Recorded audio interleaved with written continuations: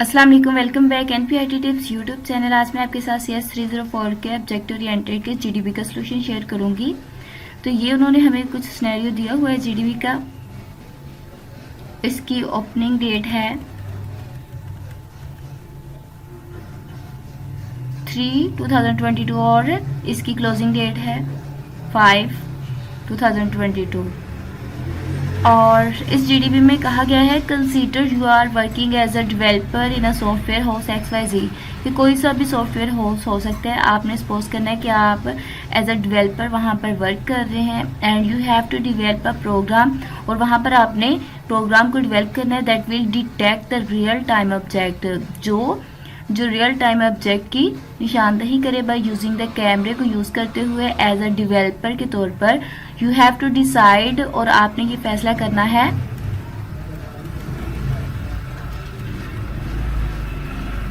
Which programming paradigms would be feasible to design develop this system, कि ये जो programme ऊपर उन्होंने हमें सिनेरियो बताया गया है इसके अकॉर्डिंग कौन सा डेवलपिंग सिस्टम बेस्ट है। नीचे उन्होंने हमें ऑप्शन दिए हुए identify the programming paradigm from the list given blue and justify your answer with proper reason, और आपने इसका रीज़न भी बताना है कि क्यों आप इसको यूज़ कर रहे हैं। जैसे कि यहाँ पर ऑब्जेक्ट ओरिएंटेड प्रोग्रामिंग पैराडाइम बताया गया और प्रोसीजर प्रोग्रामिंग पैराडाइम बताया गया है।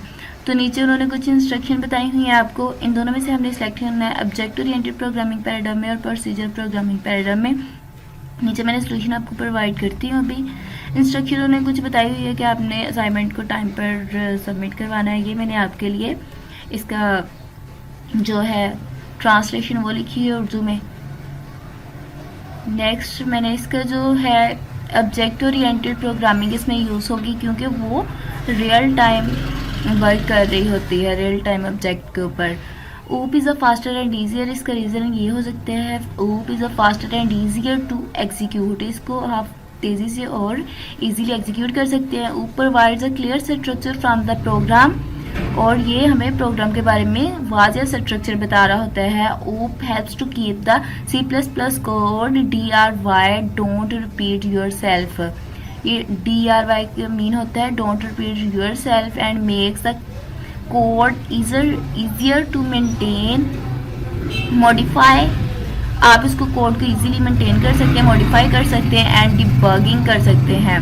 ऊप makes it possible to create full reusable application, mean कि आप इसमें रीयूजेबल बार बार जो आपने प्रोग्राम बनाया उसमें थोड़ी सी चेंजिंग करके आप उसको दोबारा सॉफ्टवेयर बना सकते हैं, उसको रीयूजेबल कर सकते हैं application with less code and shorter development time, कि आपको ज़्यादा टाइम नहीं लगेगा उसको डेवलप करने के लिए। इसके बाद ट्रबल शूटिंग, इसमें से आपने अपनी वर्डिंग में इसको ट्रांसलेट करना है कि इसमें क्या हो सकता है। आप इसको इजीली मॉडिफाई कर सकते हैं, मेंटेन कर सकते हैं, कॉपी पेस्ट का मसला ना है, इसलिए आपने इसको अपनी वर्डिंग में चेंज करना है। Troubleshooting is easier with the OOP language, mean कि अगर कोई उसमें प्रॉब्लम डिफिकल्टीज आ रही है तो आप उसको इजीली चेंज कर सकते हैं। Suppose the user has no idea where the bug lies, उन्हें कुछ पता नहीं होता कि कहाँ पर इसका डिबगिंग वो जो बग आ सकता है, कोई एरर आ सकता है। If there an error within the code, तो ये हमें क्या ये वाली फैसिलिटी प्रोवाइड कर रहा होता है, कोड को रीयूजेबिलिटी कर देता है, प्रोडक्टिविटी कर देता है, डाटा रिडंडेंसी